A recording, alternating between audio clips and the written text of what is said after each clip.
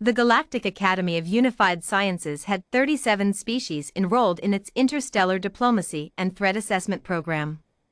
Humans were the 38th. They had been admitted 6 months ago, following a tribunal that lasted 4 days and ended with 12 abstentions and a grudging majority vote. Nobody had assigned them seats. So Mara Ellison sat in the back row. She didn't mind. The back row was where you learned the most, not from the professors, but from watching everyone else make mistakes. Today's classroom was a wide amphitheater carved from pale blue stone, the kind that resonated acoustically so every whisper carried. Mara had learned that on day 1. She had not whispered since. At the front of the room, Professor Vel Sundari, a Terathian, 7-limbed, with compound eyes that saw in 12 spectral bands, was explaining the structure of the day's exercise. Today, Vel Sundari announced in the clipped, high-frequency tones of Standard Galactic, you will observe a live demonstration. The Vreth cubs have been transported here for educational purposes only. They are juvenile predators, not yet at full cognitive development, operating mostly on instinct. Your task is to observe them, catalog their threat signals, and remain calm.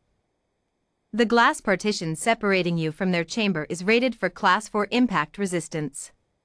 A murmur rolled through the amphitheater. The Vreth were apex hunters from Kalos 4, a low-light jungle world with a crushing atmosphere.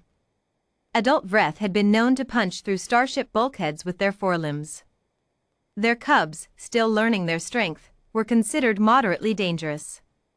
The kind of moderately dangerous that came with a warning label and 3 liability waivers. The cubs were brought in through a side corridor, into a glass-walled enclosure at the room's center. There were 4 of them, each about the size of a large earth dog, covered in overlapping gray-black scales that shifted color slightly when they moved. Their heads were wide and flat, eyes set far apart for panoramic vision, nostrils that could sample the air at 30 cycles per second. The class leaned in. The cubs paced the enclosure slowly at first, adjusting to the bright lighting. Several students from species with strong scent profiles, the Lundari especially, shifted in their seats as the cubs began cataloging the room's smells. Mara sat still. She had read the briefing on Vreth behavior 3 times. She'd also pulled a secondary xenobiology paper from the pre-admission archives, written by a Vreth researcher who had studied cub socialization for 11 years. There was a detail in that paper that the briefing had omitted. Vreth cubs, when overwhelmed by sensory input in a new environment, defaulted to hunting protocol. Not because they were aggressive. Because it was the only behavioral script they knew for managing uncertainty. The cub in the lead, larger than the others, scales with a faint copper undertone, stopped in the center of the enclosure. It turned its head. Slowly, with the deliberate mechanical precision of something that had not yet learned to pretend it wasn't hunting, it tracked across the amphitheater. Row by row. Species by species. When it reached the back row, it stopped. And then all 4 cubs swiveled toward Mara Ellison. The amphitheater went silent in the specific way that precedes something going very wrong. Even Professor Vel Sundari paused mid-sentence. Mara didn't move. The lead cub, she would later learn his name was Kale Vera, born 3rd in a litter of 7, already displaying the territorial marks of a future pack alpha, pressed its wide flat nose to the glass and exhaled. A slow, deliberate breath. A challenge breath. A question in the language of predators. What are you? The students around Mara began, very quietly, to shift away from her. Lundari instincts toward distance from a predator's focal point were not entirely irrational. Mara kept her eyes on Kale Vera. She breathed out slowly through her nose. Not in mimicry, she wasn't foolish enough to think she could fake Vreth chemical signaling. But because the xenobiology paper had noted something else, Vreth cubs in unfamiliar environments could be partially de-escalated by a prey signature that did not flee. Not fight. Not freeze. Just stayed. Demonstrated that it had assessed the threat and chosen not to run. Running, the paper had noted, was the only thing that guaranteed the hunting protocol wouldn't end. Kale Vera tilted his head a full 90 degrees, the way a cub tested a new kind of problem. Then he sat down. Not a retreat. Not a stand down. He sat the way a cub sits when it has found something genuinely interesting and decided it deserves further investigation instead of immediate action. The other 3 cubs, following his lead, shuffled and settled. The chamber temperature, monitored by the room's climate sensors, dropped slightly as the cub's metabolic activity declined from active hunting range to baseline curious. Professor Vel Sundari exhaled through 5 of 7 respiratory apertures. After class, the corridor outside the amphitheater was loud with debrief. Mara heard fragments. Did you see how they locked on, and I thought the partition was going to, and why did they focus on the human? That last one came from a Uvari cadet named Thessenbreck, who fell into step beside her with the kind of directness his species was known for. No preamble, no diplomatic cushioning. Why did they single you out? He asked. You were in the back. You made no sudden movements. Your scent profile is not chemically dominant. By any metric, you should have been low salience. Mara considered the question honestly. I don't fully know, she said. But I have a guess. Share it. Every other species in that room had an instinctive response when the cubs started their scan. Lundari leaned back, prey evasion.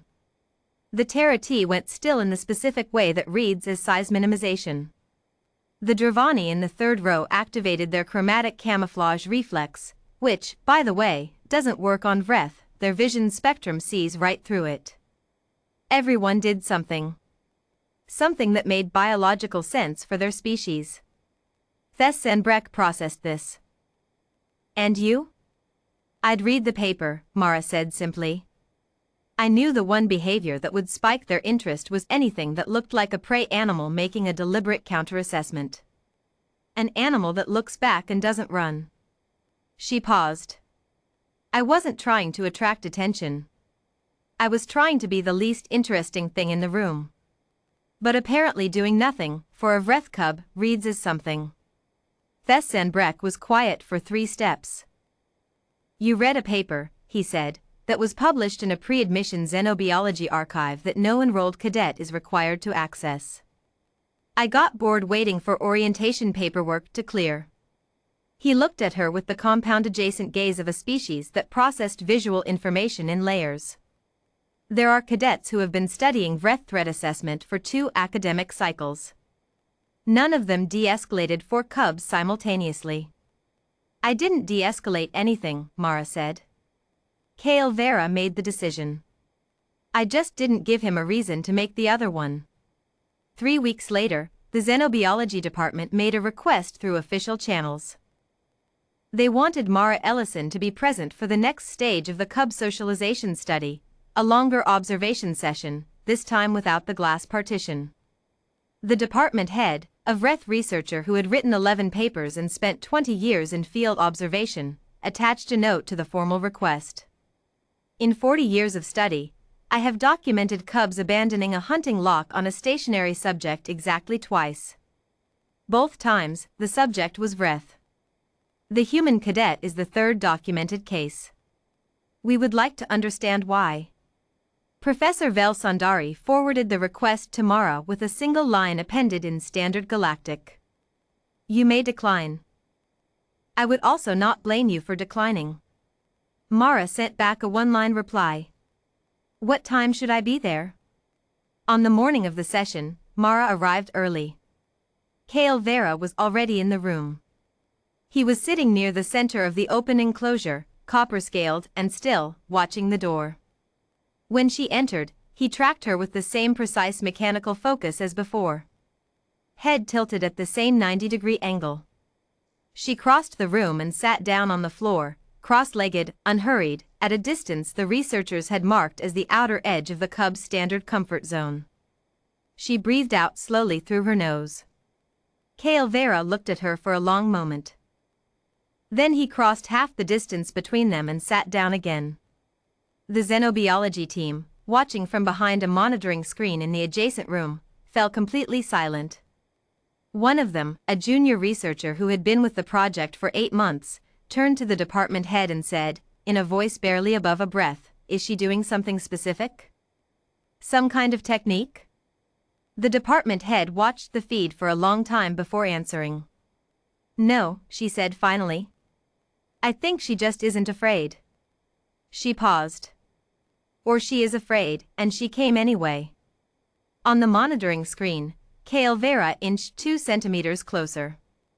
Mara Ellison did not move.